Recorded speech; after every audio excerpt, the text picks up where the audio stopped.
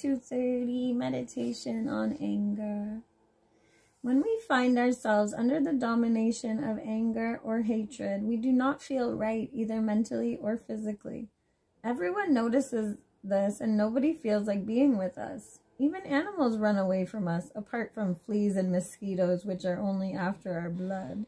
We lose our appetite, we don't sleep well, sometimes we get ulcers, and if we are continually in this state, we certainly shorten our lifespan.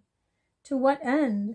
Even if we allow our rage to go all the way, we will never eliminate all of our enemies. Do you know of anyone who ever has?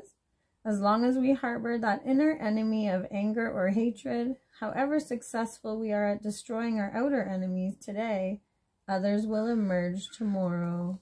Peace within for peace without.